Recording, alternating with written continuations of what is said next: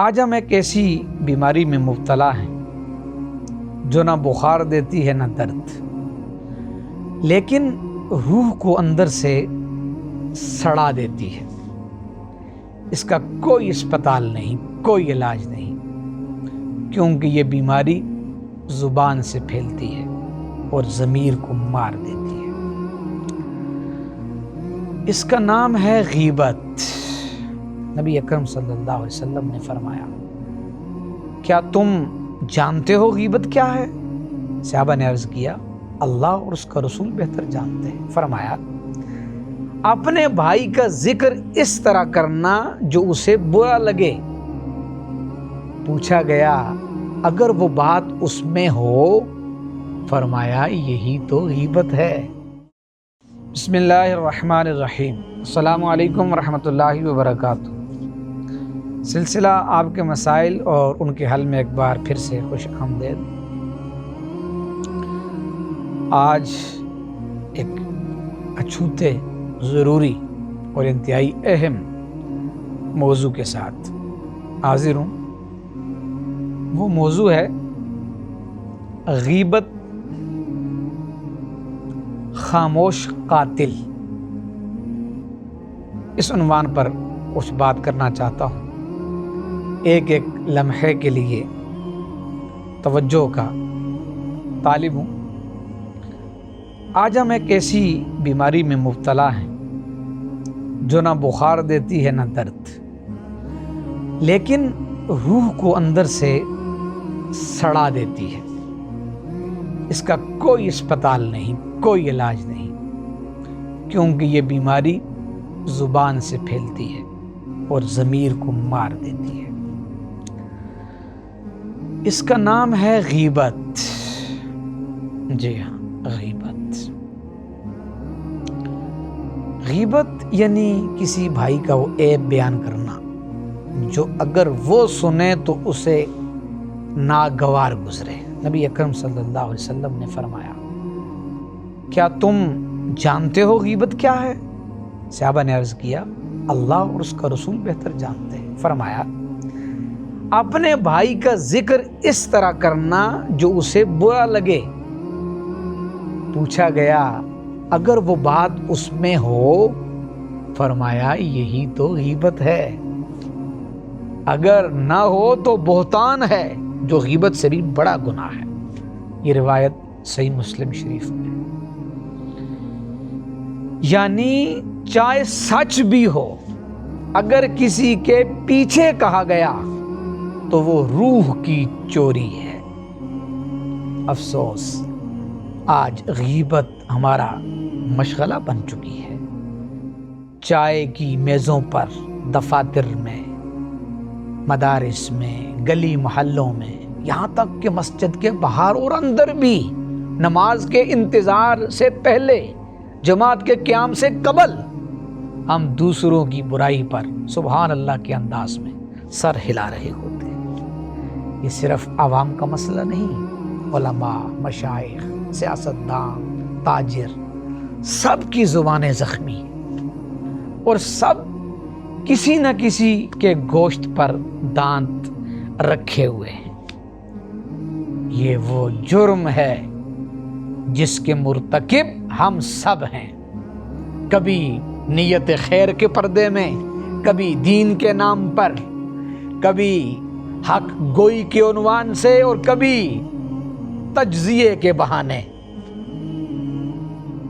ہمیں کسی کی عزت گرانے میں اتنا مزہ آتا ہے جتنا کسی عبادت میں نہیں آتا۔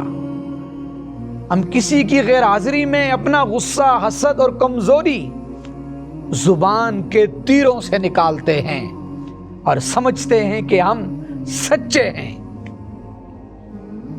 حالانکہ حقیقت یہ ہے ہم سب جھوٹے ہیں، جو خود کو نیک ثابت کرنے کے لیے دوسروں کی برائیاں بیان کرتے ہیں۔ قرآن اس بارے میں کیا خوبصورت کہتا ہے۔ اللہ تعالیٰ فرماتا ہے، وَلَا يَغْتَبْ بَعْضُكُمْ بَعْضًا أَيُحِبُّ أَحَدُكُمْ أَن يَأْكُلَ لَحْمَ أَخِيهِ مَيْتًا فَكَرِهْتُمُوهُ۔ سورۃ الحجرات، کیا تم میں سے کوئی یہ پسند کرے گا کہ وہ اپنے مردہ بھائی کا گوشت کھائے؟ تمہیں یہ گھن آئے گی۔ لیکن افسوس، ہم نے اس گھن کو گپ شپ بنا دیا۔ ہم نے مردہ بھائی کا گوشت مسکراہٹ کے ساتھ کھانا سیکھ لیا۔ ہماری مجلسیں مرچ مسالے سے نہیں، غیبت کے تڑکے سے چمکتی ہیں۔ ہمارا موبائل گروپ وہ تہمتوں کے قبرستان ہیں۔ سیاستدانوں کے جلسے، مذہبی اختلافات کے فتوے، تاجروں کی باتیں، یہ سب غیبت کے شور سے بھرے ہیں۔ یہ وہ سیلاب ہے جس میں خواص بھی بے گئے اور عوام بھی۔ سب کو لگتا ہے وہ حق بول رہے ہیں، مگر دراصل وہ کسی کی عزت کا خون کر رہے ہیں۔ غیبت صرف کسی فرد کی برائی نہیں، یہ پوری امت کی وحدت پر حملہ ہے۔ یہ دلوں میں دوری، گھروں میں نفرت اور معاشرے میں زہر گھول دیتی ہے۔ کاش ہم سمجھ جائیں، ہم جس کی برائی کرتے ہیں وہ شاید رب کے قریب ہو، اور ہم اپنی باتوں سے رب سے دور جا رہے ہوں۔ کیا ہم نے کبھی سوچا کہ ہم دن رات دوسروں کے گناہ گنتے رہتے ہیں اور اپنے نامہ اعمال میں ہر لمحہ ایک نیا گناہ لکھواتے ہیں؟ اگر غیبت کی بدبو ہوتی تو ہماری فضا میں سانس لینا ناممکن ہو جاتا۔ اگر زبانوں کے زخم دکھائی دیتے تو معاشرہ قبرستان لگتا۔ اختتام میں کہنا چاہتا ہوں کہ آؤ آج سے فیصلہ کر لیں، کسی کی عزت پر بات نہیں کریں گے، کسی کی غیر حاضری میں زبان نہیں کھولیں گے، اور اگر کسی نے ہمارے سامنے غیبت کی تو ہم خاموش نہیں رہیں گے، بولیں گے، اور اگر بول نہ سکتے ہوئے تو اٹھ کے علادگی اختیار کر لیں گے، غیبت نہیں سنیں گے۔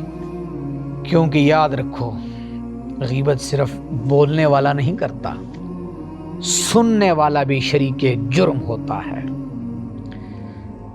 آج کے معاشرے میں زبان سب کے پاس ہے، مگر ضمیر بہت کم لوگوں کا زندہ ہے۔ وقت آ گیا ہے کہ ہم زبانیں نہیں، دل صاف کریں، ورنہ یہ زبان ہمیں قبر میں لے جا کر خود گواہی دے گی کہ میں نے اپنی قوم کو تباہ کر دیا۔